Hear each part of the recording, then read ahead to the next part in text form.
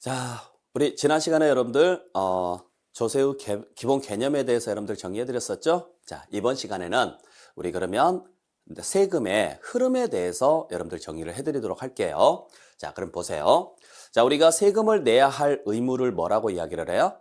그죠? 납세 의무라고 합니다. 세금을 내야 할 의무. 자, 그래서 납세 의무라는 게 있는데 납세 의무는 무조건 생기는 게 아니라 일정한 절차에 의해서 진행이 돼요. 그래서 일단 뭐가 되느냐? 납세무가 먼저 성립이 돼야 돼요. 성립이 되고 성립된 납세무는 확정을 시킵니다. 확정을 시키고 나중에 가서 이걸 다시 소멸을 시켜야 돼요. 자, 그래서 세 단계를 거쳐서 진행을 한다.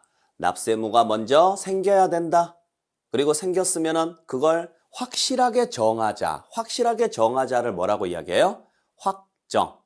그리고 그걸 없애는 것을 소멸이라고 이야기를 하는데, 자, 우리가 세금은 우리 입장에서 판단을 해보면 채무입니다. 국민들의 입장에서는. 근데 그 채무를 영원히 안고 가는 것은 말이 안 되죠. 그래서 채무라는 것은 언젠가는 반드시 없애야 되지 않느냐. 그래서 소멸을 시키도록 돼 있는데 채무가 소멸이 되려면은 여러 가지 원인들이 여러 가지 방법들이 있겠죠. 가장 대표적으로 갚으면 돼요. 그래서 납부를 하시면은 납세의무는 소멸이 돼요. 조금 이따가 말씀드릴게요. 자, 근데 일단 세금을 내려면 어떻게 해야 돼요?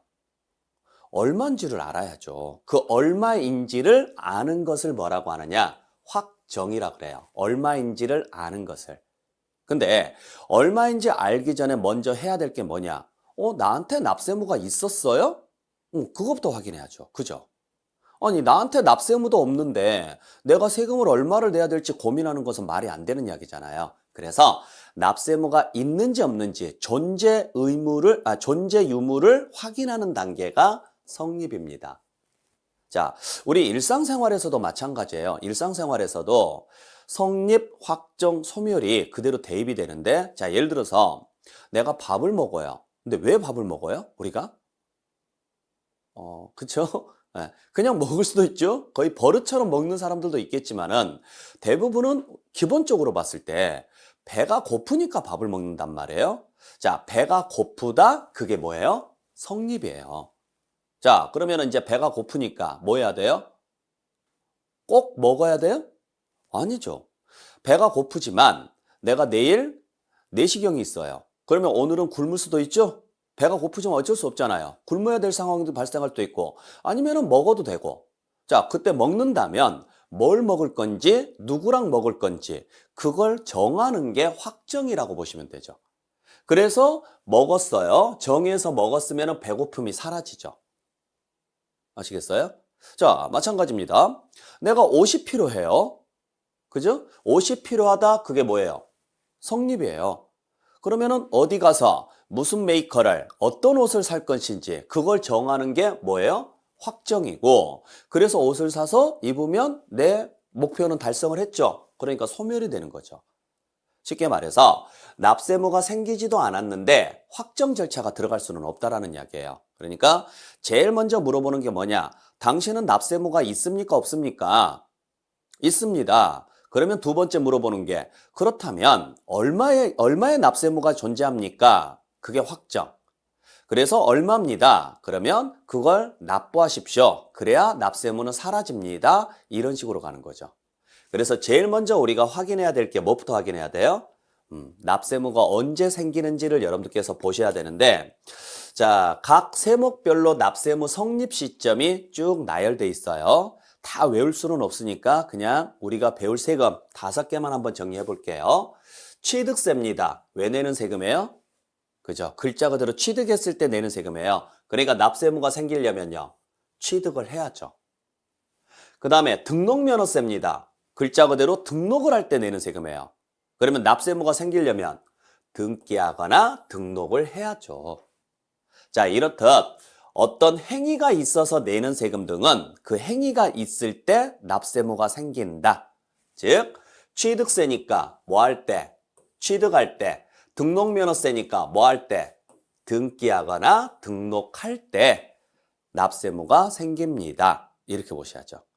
자, 그래서 납세무가 생겼어요. 그러면 취득세나 등록면허세를 계산을 해서 내야 되죠? 자, 냈습니다. 이제 누구 재산이 됐어요? 그죠? 내 재산이 됐죠? 자, 근데 내가 재산을 가지고 있다라는 이유만으로 계속적으로 세금을 내래요. 그때 내는 세금이 뭐예요? 재산세예요. 그죠? 그때 재산세는 언제 납세무가 성립하느냐 이 문제가 생기는데 재산세 같은 경우는 어떤 행위가 있어서 내는 세금이 아니라 재산을 가지고 있다라는 이유만으로 내는 거거든요. 그래서 아무런 행위 없이 내는 세금이에요. 그냥 재산이 있으니까 내는 세금이거든요. 그래서 날짜를 정해줬어요. 언제 재산이 있으면 냅니까? 하고 날짜를 정해줬습니다. 그걸 기준일이라고 하고 현행 6월 1일로 돼 있죠. 그러니까 재산세는 재산이 있으니까 내는 세금이다. 틀린 말은 아닌데 정확히 표현하면 언제 재산이 있는 사람이 낸다? 6월 1일 날. 단순해요. 1년 365일 중에서 딱 하루만 확인해요. 언제? 6월 1일. 그날 재산을 가지고 있는 사람이 1년치를 다 내는 거예요. 자, 그러면 내가 안 팔고 계속 가지고 있다. 그럼 결국에는 6월 1일이 들어가겠죠. 그래서 그냥 가지고 있으신 분들은 매년 재산세를 내야 돼요. 왜? 6월 1일이 매년 돌아오니까. 그래서 재산세는 매년 냅니다. 자, 그러면 바꿔서 이야기했을 때 내가 재산세를 안 내고 싶어요. 그러면 어떻게 해야 돼요? 그죠? 6월 1일 날 재산이 없으면 되죠? 그래서 살 때는 6월 1일 지나서 사요. 그러면 6월 1일에는 내 게 아니죠. 그러니까 올해 재산세는 안 나와요. 반대로 팔 때는 6월 1일 전에 팔죠. 그러면 6월 1일 날 내 게 아니니까 재산세가 안 나오겠죠. 아시겠어요? 그래서 여러분들이 혹시라도 재산을 취득을 하거나 재산을 팔아야 될 때가 있다면 그때는 6월 1일 전에 6월 1일 전에 거래할 건지 6월 1일 이후에 거래할 건지 만약에 5월 말에서 6월 초 사이에 거래가 이루어진다면 한 번 정도는 고민을 해보실 필요는 있다라는 거죠. 물론 뭐 12월 달이나 1월 달에 거래한다 그러면은 그때는 뭐 고민할 필요가 없는 거고 어차피 자 그래서 6월 1일 날 재산이 있으면 내는 세금이고 자 그 재산이 너무 많아요. 근데 보니까 필요도 없는 재산인데 너무 많이 가지고 있어요. 그럼 왜 재산을 많이 가지고 있을까요? 그죠? 투기할 생각인 거예요. 재산 가지고 돈을 벌 생각인 거죠. 그런 사람들을 규제하기 위해서 하나 더 만들어 놓은 게 있다. 그게 뭐다? 종합부동산세예요. 그렇기 때문에 종합부동산세는 재산세를 낸 사람 중에서 일부가 내는 거예요. 그래서 종합부동산세도 언제 납세무가 성립하느냐면 똑같이 과세 기준일에 납세무가 성립합니다. 똑같은 날짜예요. 자, 그렇기 때문에 6월 1일 날 재산을 가지고 있게 되면 1차적으로 무슨 세금을 먼저 내느냐? 재산세를 먼저 내요. 그리고 그 재산세를 낸 사람 중에서 일부를 다시 종합부동산세로 부과를 하는 거죠. 그래서 재산세나 종합부동산세는 둘 다 언제 재산이 있으면 낸다? 6월 1일 날. 자, 그리고 가지고 있다가 임대를 하거나 또는 양도를 했으면 소득이 발생하겠죠? 그때 내는 세금이 무슨 세금? 소득세인데 자, 소득세는 좀 주의를 하셔야 돼요. 소득세는 언제 납세무가 성립하느냐, 언제 납세무가 생기느냐 오해하시는 분들이 소득세는 소득이 발생할 때 납세무가 생기는 거 아니냐라고 이야기하시는 분들이 있어요. 자, 다시 한번 정리해 볼게요. 취득세는 언제?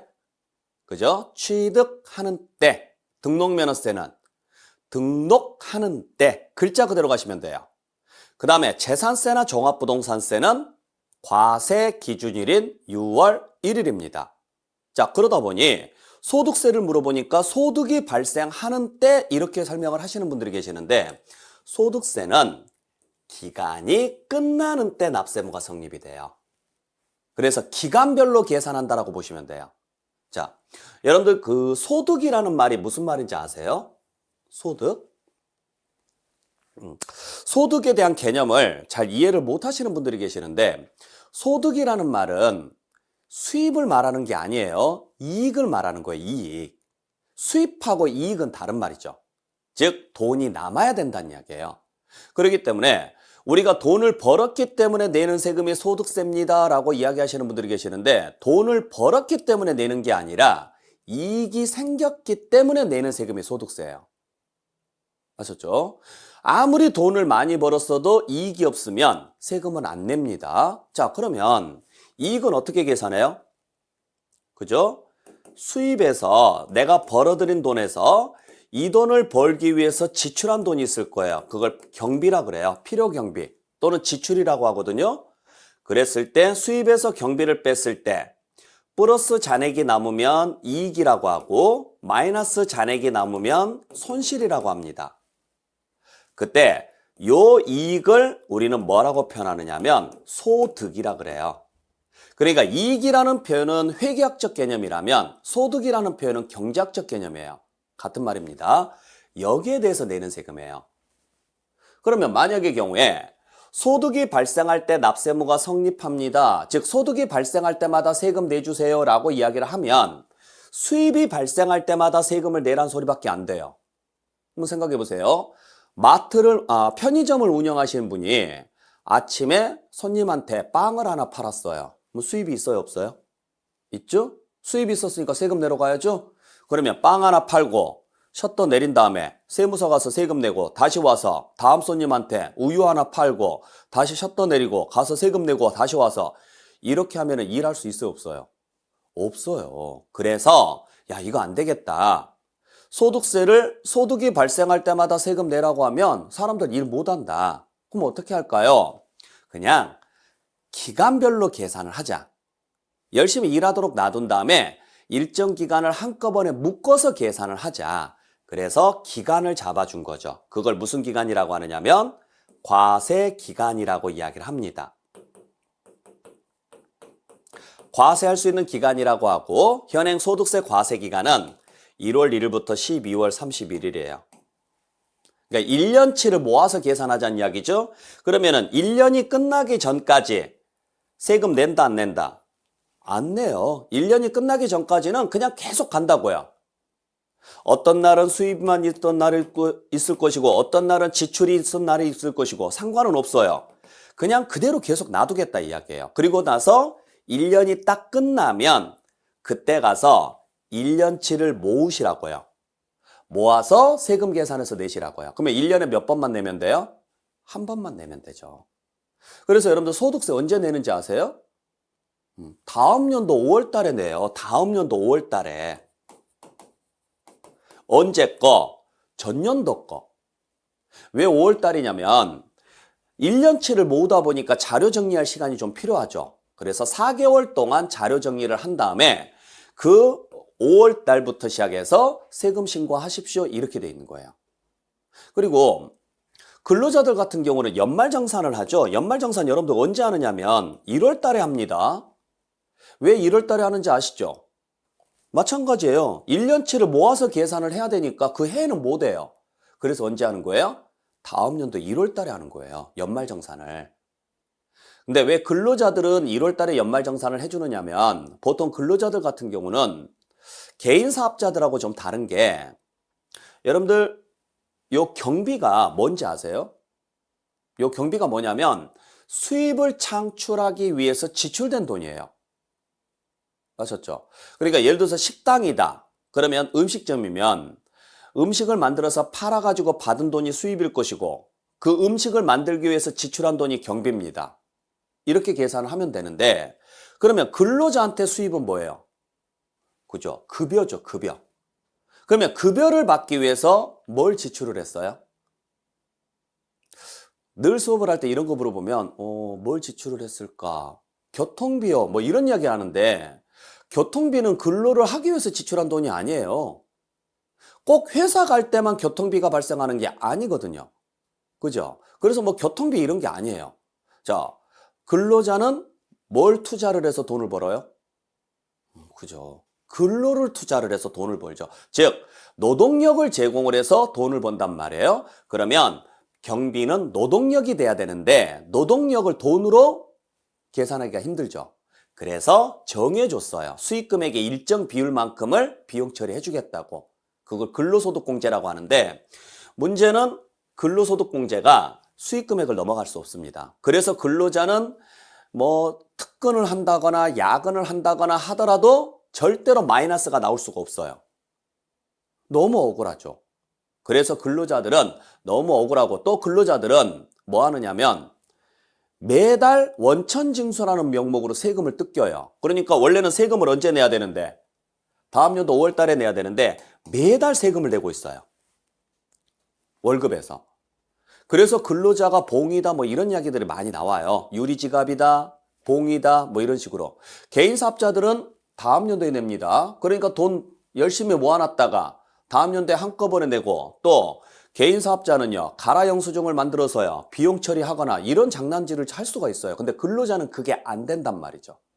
그래서 근로자한테 미안하다 그래서 환급이라도 좀 빨리 해주자. 그래서 1, 2월 달에 연말정산하는 거예요. 그냥 이건 여담이니까 그렇게 알고 계시고. 자, 어찌됐든지 간에 소득세는 한꺼번에 그때그때 세금 내게 하기 위해서는 세금 내는 것은 너무 번거로워요. 매일매일 세금을 내야 되는 상황이 발생을 하니까. 그래서 그러지 말고 일정 기간을 모아서 한꺼번에 세금을 내주세요라고 해서 정해놨다. 그러면은 그 기간을 모으려면 그 기간이 뭐가 돼야 된다? 끝나야 된다. 이렇게 보시면 되죠. 자, 그러면 취득세는 왜 기간별로 계산 안 하고 취득하는 때마다 내라고 할까? 그죠? 자주 발생하지 않으니까. 여러분들 부동산을 지금까지 1년 동안, 올 한 해 동안 부동산 몇 개나 취득하셨어요? 그냥 물어봤어요. 자, 한 개나 두 개 있을까 말까 하죠? 그러니까 그냥 그때마다 내시라고요. 번거롭지 않죠? 근데 소득세는요. 소득이 발생할 때마다 내라고 하면 매일 내야 돼요. 이게 너무 힘든 거죠. 그러니까 뭐하고 똑같으냐면 여러분들 전기요금하고 똑같아요. 전기요금을 전기 쓸 때마다 내요? 한 달에 한 번씩 모아서 내요? 그죠? 한 달에 한 번씩 모아서 내죠? 그런 개념이라고 보시면 돼요. 자, 그래서 요 5개 꼭 기억하시기 바랍니다. 다시 한번 정리할게요. 취득세는 언제 납세무가 성립한다? 취득하는 때. 등록면허세는 등록하는 때.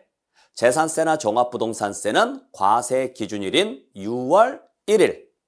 그 다음에 소득세는 과세 기간이 끝나는 때. 자, 이때 납세무가 성립이 됩니다. 그러면 납세무가 성립이 됐으면 이제 뭐 해야 돼요? 납세무가 생겼잖아요. 뭐 해야 돼요? 그죠? 얼마를 내야 될지를 정해야 돼요. 그렇게 정하는 것을 뭐라고 해요? 확정이라고 하는데 확정하는 방식은 두 가지 방식이 있어요. 내가 직접 계산을 해서 내는 방식, 그걸 뭐라고 하느냐면 신고라 그래요. 신고.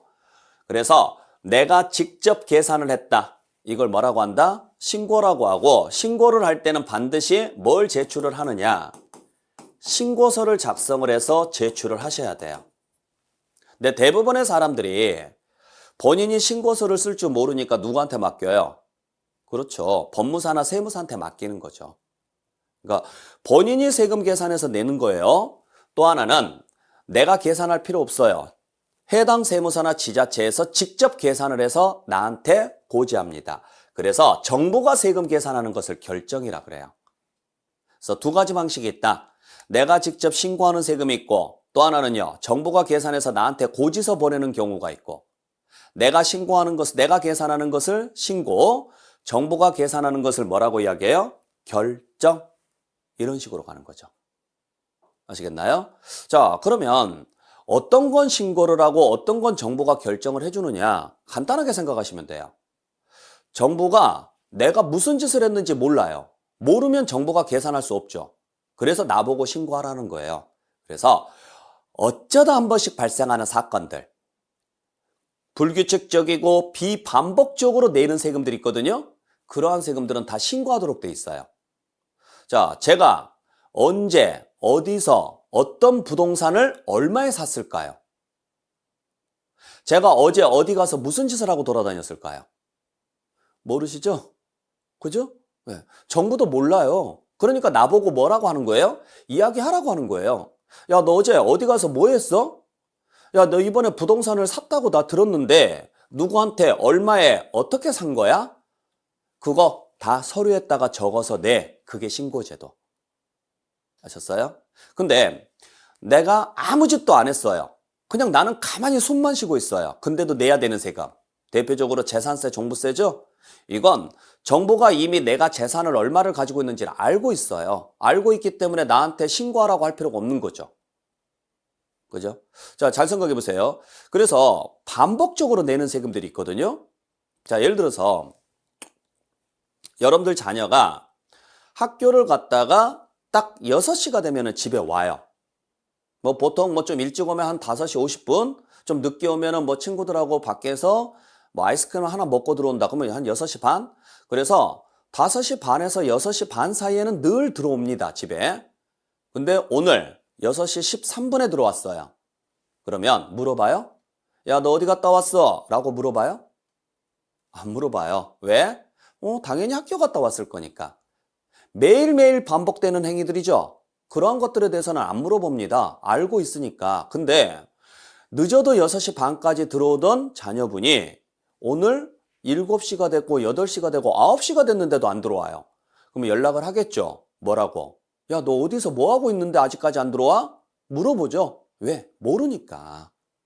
세금도 마찬가지라고요. 그래서 불규칙적이고 비반복적으로 내는 세금들이 있어요. 대표적으로 취득세나 등록면허세. 어쩌다 한 번씩 내는 세금들이죠? 그 다음에 소득세. 매년 버는 돈이 같을까요? 다를까요? 달라요. 그렇기 때문에 정부에서 모른단 말이에요. 모르니까 우리한테 이야기를 해달라고 하는 거예요. 반대로 매년 반복적으로 내는 세금이 있어요. 아무 짓도 안 했는데 재산세나 종합부동산세죠. 정부는 내가 재산을 얼마를 가지고 있는지 알아요, 몰라요? 알아요. 왜? 취득했을 때 신고를 해놨을 거니까. 그러면 장부에 적거든요. 그러면 제가 이걸 처분을 했을 때 처분을 할 때 빼고는 내 재산은 변함이 없잖아요. 그러니까 그 가지고 있는 재산을 근거로 해서 매년 부과하는 세금이 재산세라는 거죠. 그래서 재산세나 종합부동산세처럼 아무런 행위 없이 매년 내는 세금들이 있다. 이건 정부에서 이미 알고 있으니까 우리 보고 세금 계산하라고는 안 한다. 지네들이 알아서 계산한다. 그걸 뭐라고 한다? 결정. 그리고 결정을 했으면 뭘 보내느냐면 고지서를 보내는 거죠. 이렇게요. 그리고 취득세나 등록면허세처럼 어쩌다 한 번씩 내는 세금이거나 소득세처럼 비반복적으로 내는 세금, 불규칙적으로 내는 세금이다. 그러면 그러한 것들은 정부가 모르니까 뭐 하도록 돼 있다? 신고하도록 돼 있다. 우리 보고 직접 신고서를 써서 제출하라고 돼 있다. 그렇게 보시면 돼요. 자, 그래서 금액이 결정이 됐습니다. 금액이 결정이 됐으면 그걸 내시면 되는데 문제가 하나 있어요. 취득세 같은 경우 내가 직접 써서 내야죠. 근데 아무 때나 써서 내라고 하는 게 아니라 법으로 날짜를 정해줘요. 당신이 납세무가 성립이 됐으면 언제까지 해서 내십시오라고 딱 정해줘요. 여러분들 학교에서 레포트 같은 거 쓸 때 교수들이 뭐예요? 언제까지 제출하라고 정해주죠. 그거하고 똑같아요. 그걸 법정기한이라고 해요. 법으로 정해놓은 날짜다 그래서 법정기한이라고 하는데 그날까지 안 내면 어쩔 수 없어요. 정부가 귀찮더라도 여러분들을 조사하고 들어갑니다. 그러면 여러분들을 실제적으로 세무조사를 통해서 세무조사를 했고 그 조사 결과에 따라서 금액을 만들어요. 아셨어요? 그렇게 해서 고지서를 보내요. 단 그때는 여러분들이 해야 될 일을 안 했다 그래서 벌금을 물리는데 우리가 세법상 의무라고 하거든요. 신고 납부를 의무라고 하는데 그런 의무를 이행하지 않게 되면 벌금을 물려요. 그 벌금에 해당하는 세금을 뭐라고 하느냐면 가산세라 그래요. 가산세. 자, 그래서 가산세는 어떨 때 내는 거냐면 의무를 이행하지 않았을 때. 자, 의무를 이행하지 않았을 때 그 의무를 이행하게끔 하려고 물리는, 즉 부과하는 벌금이다라고 보시면 되는데 어떤 의무를 안 했느냐? 신고하고 납부할 의무를 안 했다고요. 자, 당신이 알아서 세금 계산해서 내세요. 했는데 안 했어요. 그러면 정부가 계산을 해야죠? 그때 반드시 벌금이 들어간다. 그걸 뭐라고 한다? 가산세라 그래요. 그러면 가산세의 역할은 뭐냐면 여러분들 벌금이나 과태료의 역할이 뭔지 아세요? 돈을 받는 게 목적이 아니에요, 원래가. 벌금이나 과태료는요, 협박이 목적이에요. 나는 너한테 돈을 받으려고 이런 제도를 만들어 놓은 게 아니야. 네가 제대로 의무를 지켰으면 하는 지켰으면 하는 마음으로 만들어 놓은 거야. 자, 집에 보통 아이들 훈육을 할 때, 뭐 지금은 그러면 안 되지만 옛날에는 집에 회초리 같은 거 걸어놨죠. 그죠? 그 회초리가 때리는 게 목적이에요? 아니에요. 여러분들, 회초리는 때리는 게 목적이 아니라 겁을 주기 위해서 해놓은 거예요. 실제로 때리려고 걸어놓은 게 아니고. 아셨나요? 즉, 애들이 봤을 때 내가 숙제를 다 안 하면 저걸로 맞을 거야. 맞으면 아파. 아프니까 나 이거 안 맞고 싶어. 그러면 숙제 열심히 해야지. 그렇게 마음을 먹으라고 만들어 놓은 게 회초리인 거예요. 이것도 마찬가지예요. 당신 제대로 신고납부 하세요. 안 하면 세금을 추가시키겠습니다. 그러면 원래 내야 될 돈보다 더 많은 돈을 내겠죠. 그러기 싫으시면 제대로 신고하세요라는 이야기예요. 그래서 만들어 놓은 제도가 무슨 제도? 가산세인데, 가산세는 뭘로 하느냐면 그 의무가 규정된 세목으로 합니다. 그러니까 취득세에 가산되는 세금은 취득세예요. 무슨 이야기냐면, 자, 보세요. 내가 취득을 했어요. 취득을 했으면 무슨 세금을 내야 돼요? 그렇죠. 취득세를 내셔야 돼요. 취득을 했으면. 그것도 어떻게 내야 돼요? 신고하고, 예를 들어서 100만 원이 나왔다고 쳐요. 이걸 어떻게 해야 되느냐면 신고하고 납부를 하셨어야 돼요. 법으로 정해놓은 날짜까지. 근데 안 해요. 신고 납부를 안 했다. 그러면 해당 지자체에서는 다시 취득세를 하나 더 계산합니다. 하나 더 계산을 해서 더해요. 그러면 취득세에다가 취득세를 더하면 뭐가 돼요?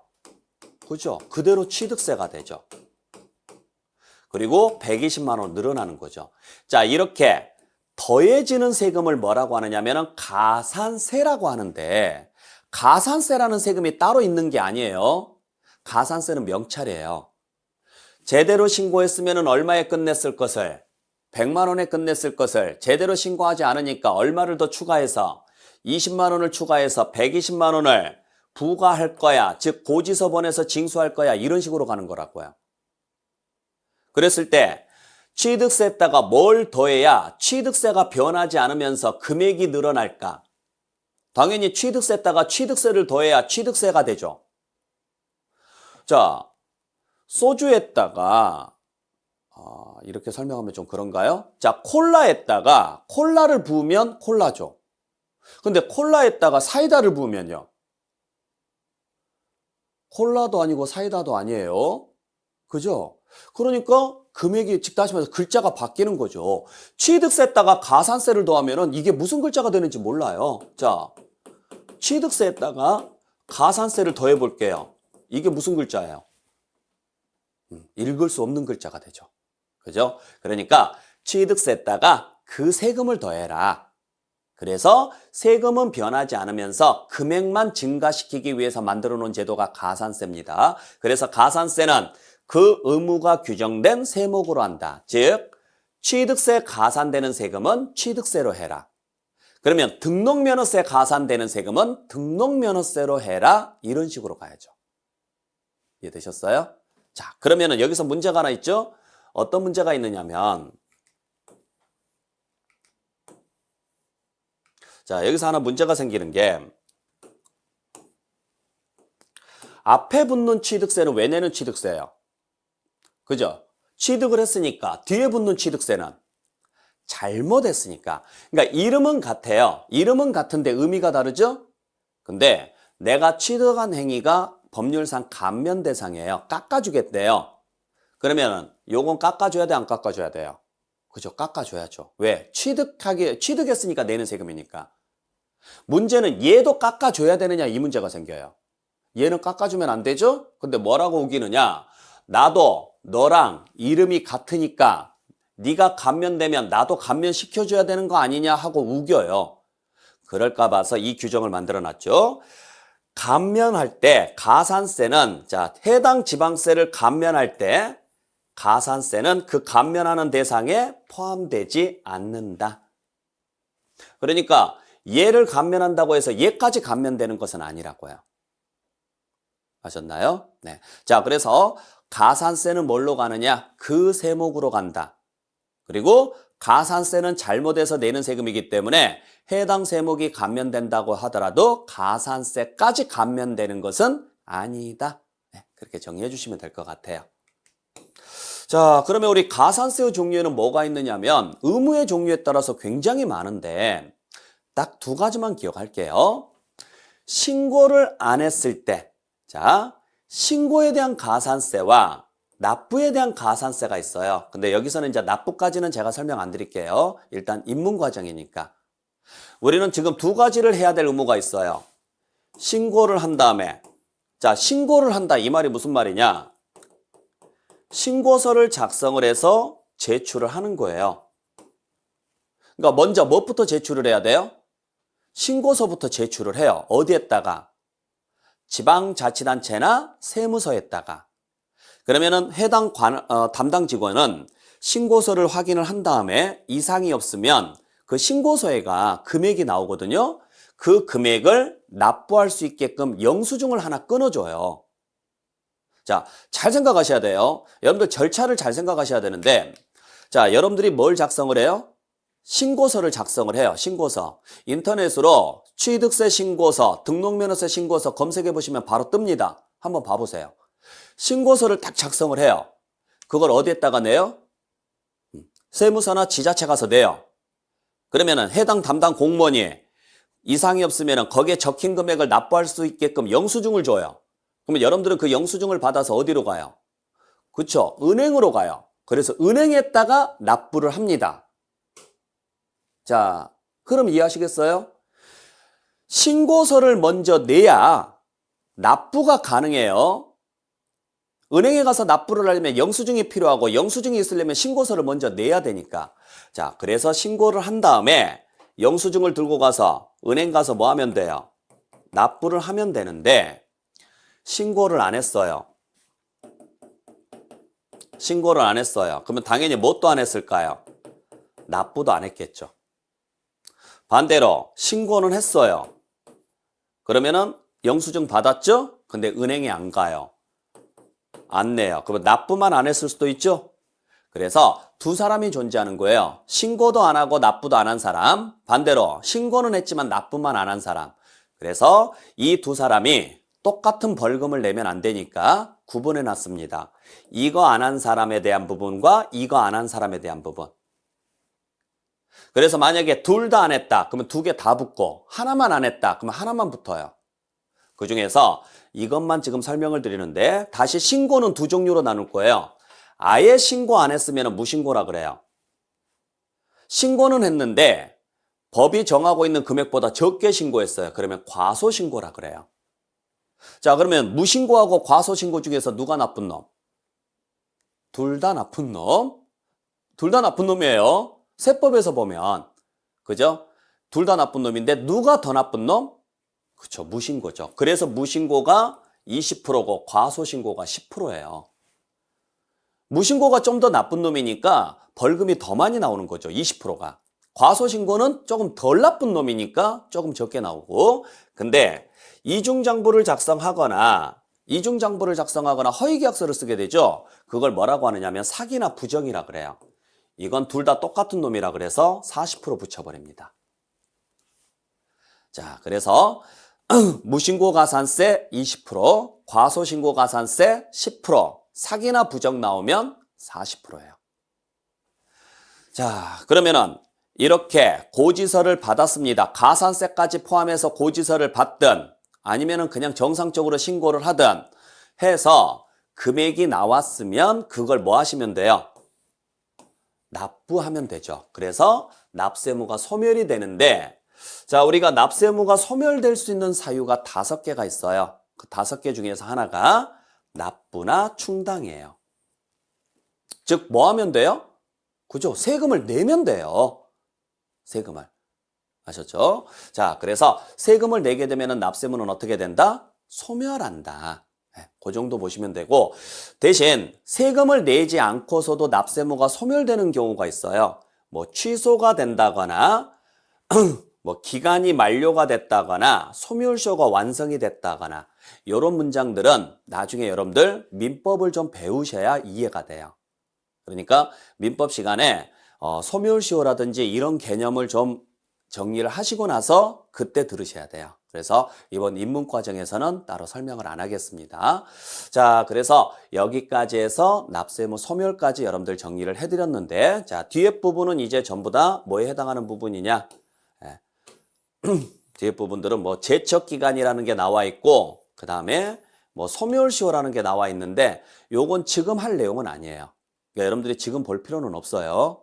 아시겠나요? 나중에 민법 시간에 개념을 좀 어느 정도 알고 나야 세법에서 정리를 할 때 훨씬 수월해지니까 개념 정리를 먼저 하고 들어오시길 부탁드릴게요. 자, 그래서 오늘 이번 시간에는 여러분들 납세무 성립, 확정, 소멸에 대해서 정리를 해드렸는데, 자, 다시 한번 납세무가 성립이 돼야 된다. 즉, 납세무가 생겨야 된다. 언제 납세무가 생기느냐? 취득세는 취득하는 때, 등록면허세는 등기 등록하는 때, 재산세는 과세기준일, 종합부동산세도 과세기준일, 소득세는 과세기간이 끝나는 때, 이때 납세무가 성립이 되고, 성립이 됐으면 이제 뭐 해야 된다? 확정을 시켜야 되는데, 확정시키는 방식은 두 가지 방식이 있다.